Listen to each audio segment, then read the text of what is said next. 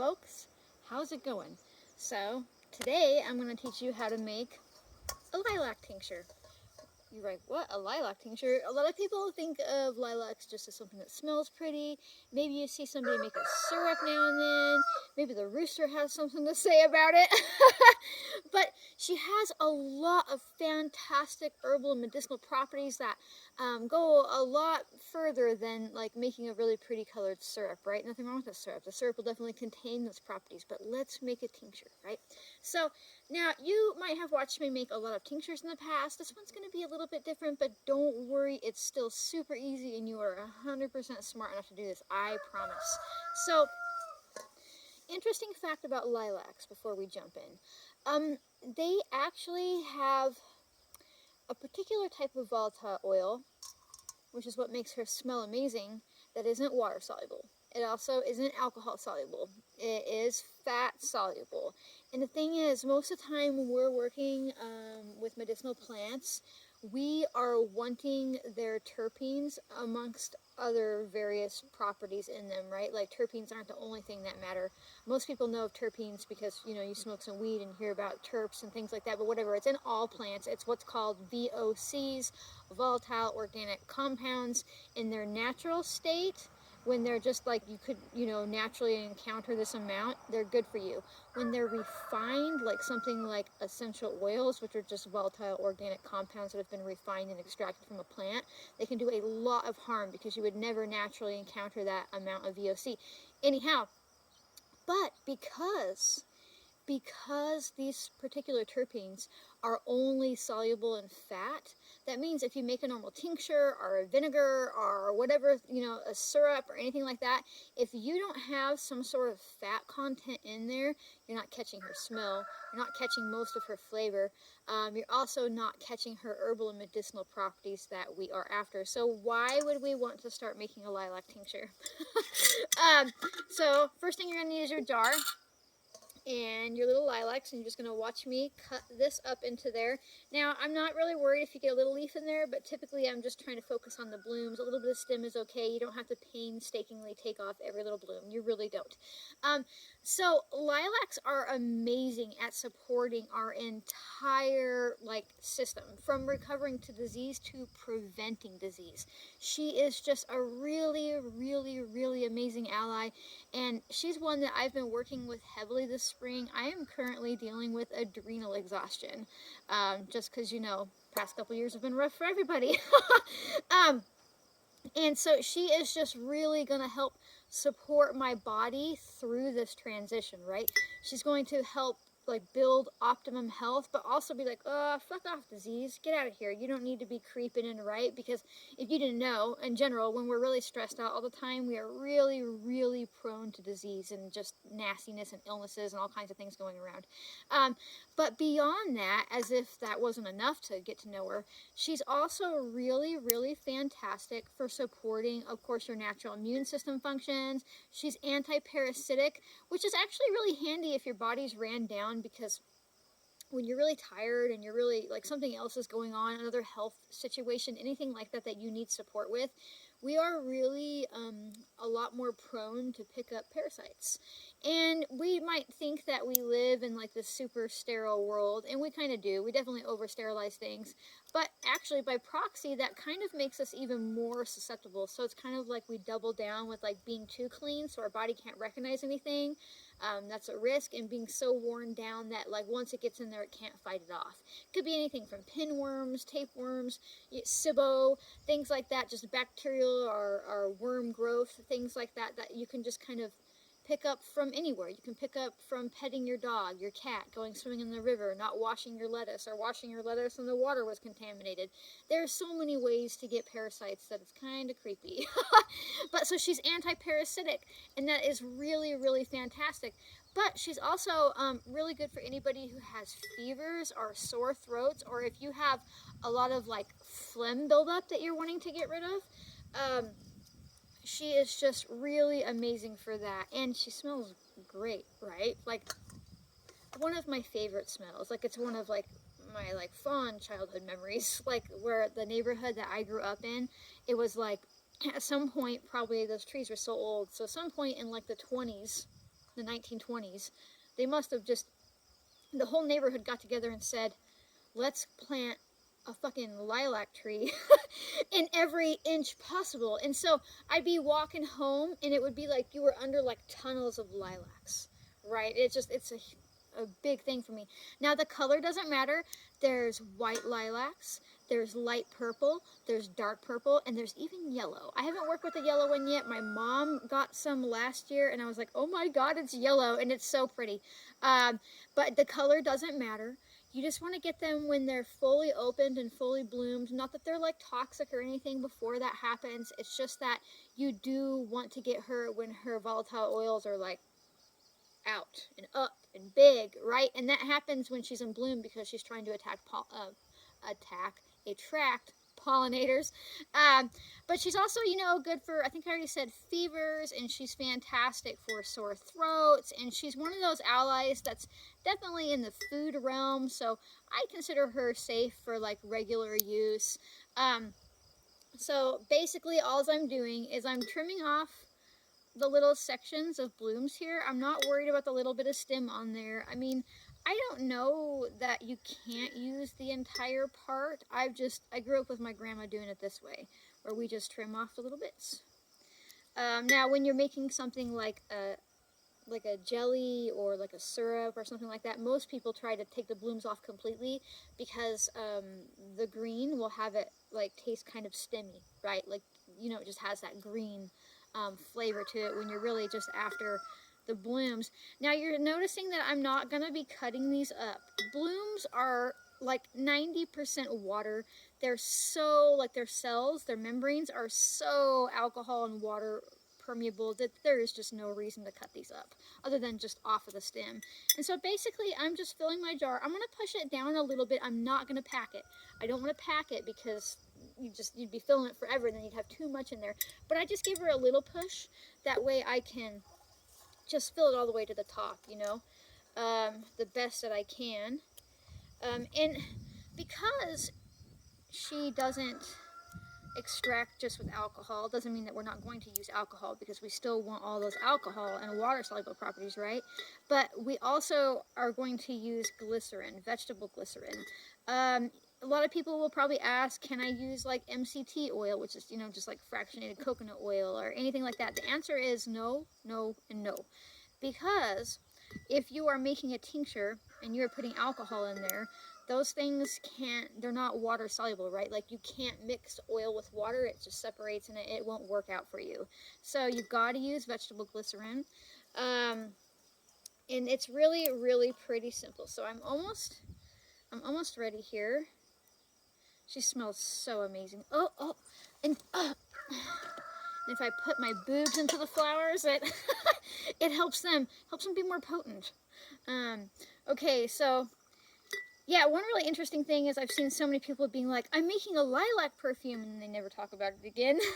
And it's because you literally just cannot catch her scent unless you use fats. Glycerin is a fatty alcohol, so she does catch that scent a little bit, but really if you're wanting to make a perfume with lilac, you need to make what is called an enfleurage. Probably said it wrong, feel free to correct me, I don't care. Basically it's where you take animal fat, typically tallow, sometimes lard, and you pluck all these blooms off and you lay it over, like you melt some fat in a pan, you let it cool off and harden, and then you lay the blooms over it and you let them sit there for a day or so. You take the blooms off, you put fresh ones on. Keep doing that all season long. What happens is the scent, the terpenes, because they're fat soluble, can be absorbed by the fat, right? And then people take that fat and they usually use like really high, like scientific grade, like really like kill you dead alcohol, isopropyl usually, to extract that scent. I have an older but still there video on my YouTube, if that's where you're watching, about how to make one. It's pretty neat. Sometimes you don't even have to turn it into a tincture. You can just leave the scent in the fat and call it a pomade, you know. Okay, so I think I've almost got enough here. I just am going to trim off this last little lady into there. Now, lilac is one that you're not really going to find in the wild necessarily unless you live in like southeastern Europe where she comes from. However, I've come across a lot of her in like old homestead sites, and interesting fact, Archaeologists discovered quite a long time ago that if they were in the middle of nowhere, somewhere where there was like homesteads or something like that, and they find just like a random like lilac bush growing, that's probably where the outhouse was. But it was actually kind of interesting because they started doing like archaeological excavations next to these like outhouses. But it's so old, it's just all turned to dirt, right? But they were finding things like pocket watches and guns and all kinds of stuff that somebody had a bad day because they lost it down the shitter. Right? I just think that's kind of neat. Okay, so the next step is to put glycerin in. I like to do like 1 part glycerin, 3 parts vodka. There's no exact math here. Don't freak out if you think you've got too much or too little. It's going to be all right. And really this glycerin is to just help capture those fat-soluble aspects. And then we're going to use 100 proof vodka to catch the water and alcohol-soluble aspects, because we want a well-rounded tincture. We don't just want those pretty scents. We also want all of her other aspects. It's kind of like when you eat a carrot, you get all those vitamins and minerals, right? But if you just take vitamin A, you can hurt your kidneys, right? So it's kind of like we want it well-rounded. So I'm just going to pour in, I don't know, about a cup's worth. You can kind of watch it go to the bottom there and fill up. Once that sinks down, it should be about a cup's worth. It looks like I way overfilled it, but it just hasn't sunk in yet. There we go. Fuck it, that's a cup and a half. Whatever. Okay, and now the vodka. Oh, who am I kidding? You gotta pop that top off. Clearly I grabbed one that I hadn't been using. Okay, pop the top off, it pours easier. Now your 100 proof vodka. Now the great thing about 100 proof vodka is that it's 50% water, 50% alcohol. That means that you're getting the water-soluble properties and the alcohol-soluble properties, and that's important. When you use like grain alcohol, which doesn't really mean that it's made out of grains, it means that it has a really, really high proof. It's like 190 proof. It's like 98.5% alcohol. It just goes in there and just completely attacks these plants on the cellular level. There's no water-soluble properties. It starts to degrade the plant matter within a matter of days. And they're like, oh, but my tincture's done in like a week, 2 or 3 weeks max. I'm like, yeah, but you've missed out on so many other aspects of this plant. You really have, because you want those water-soluble properties. We're making herbal medicine, not pharmaceuticals, people. You want it to be balanced, right? Okay, so I filled it up with a little bit more glycerin than I needed to. And then I covered the rest with vodka. And now I'm going to put a cap on. Give it a good shake.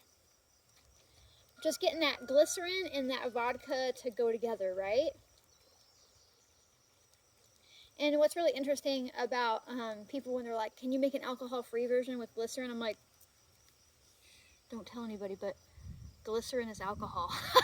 It's a fatty alcohol, and actually it's worse for your body than normal alcohol if you're taking it in large amounts, because your liver can't actually process it the same way that it can a real like non-fatty alcohol, right? And so if you take too much glycerin all the time, you can like make your liver a little bit unhappy, but like in the amounts that's in a tincture, it's not going to hurt you. But like when people are like constantly giving like glycerites to like their kids and stuff like that, and they're living off of it constantly, I would never ingest that much glycerin. But here's the cool thing. This tincture is going to be taken, like 5, 10, 15, 20 drops, whatever you discover for your body. These aren't pharmaceuticals. You have to get to know them and see what works for you in your individual body, right? But even every single one of those drops is going to be less than 50% alcohol. That means like 1 little drop of tincture is half water. But then you've got the glycerin in here, and so it's like 1 drop is like 1/3, 1/3, 1/3. That math doesn't add up, but it's a tiny amount, right? So the glycerin that's in this isn't going to hurt you, but I wouldn't completely make it out of glycerin. I really wouldn't. Okay, so that's good and shook up. It's very pretty. And now, unless I lost it, the next step is to stick a label on there. right? My labels say that's a tincture, it's a lilac tincture, and I put like a lot number on there. You don't have to worry about that, and the date produced and the date that it's ready on. One thing that can be really handy is to write like 6 to 8 weeks. Like that's about what time you want to let this sit there and tincture in like a cool, dark place for 6 to 8 weeks. And then if you write on there when it's done, you don't have to like just say, you know, hey Google or whatever works on your phone, when's 6 weeks from now, right? And it'll tell you the date and just write that on there when it's ready. But if you forget about it and you're like, oh my God, this was ready like 2.5 years ago, don't worry, you are just fine. It didn't go bad. As long as this cap is on tight, nothing's gonna go bad, nothing's gonna evaporate. However, if you decide, I'm just gonna make a glycerin tincture, you got about 6 months, maybe 10 before it goes rancid, because it is a fatty oil, and without that real a fatty alcohol, and without that real alcohol in there, it does start to go rancid on you. Another reason why I don't make those types of tinctures, real tincture, it's not really even a tincture, it's like an infused type of oil, really. Anyhow, so that was super easy, right? I just put some lilacs in a jar. I put about a cup, a little over a cup, didn't mean to, about a cup of glycerin in there, filled the rest up with vodka, gave it a good shake, put a label on it, cool dark place, 6 to 8 weeks, then you strain it, and then you use the amount that works well for your body. People always ask me to like clarify the exact dosage, and I know that's because we're like pharmaceutical creatures now, right? We're so accustomed to knowing this exact amount or whatever. But it doesn't really work that way with herbals because they aren't pharmaceuticals. However, if you go and check out my Let's Talk All About Tinctures video, either on YouTube or on Instagram, whichever one you're watching, I give a whole bunch of information about tinctures, and I want to say there's a good like 10-minute section there, maybe 5, where I talk about like how to figure out the dosage for your individual body, right? So that was incredibly easy. The most important thing to know about when you're making this, like really hear me, and I can't believe I didn't mention this earlier. You are absolutely smart enough to do this. You really are. You are so smart enough. You are so capable of going out there and getting some lilacs and making a tincture or whatever you want to make. You are smart enough to do this, and don't let anybody tell you otherwise. You just have to get brave enough to try and follow your curiosity and your human instincts, and you'll nail it. You'll nail it. Sometimes you'll fail, but on those times you learn, and then like going forward you have even more of a capacity to not fail, right? So if you like my random videos, make sure to like, subscribe, comment, turn on notifications, and share. Sharing is important. It gets other people learning that they're smart enough to do this too, take their health back in their own hands, all that kind of stuff. If you're watching on YouTube, come find me on Instagram. If you're watching on Instagram, come find me on YouTube. I share all kinds of stuff. So thanks for watching, guys, and I'll see you next time. Bye.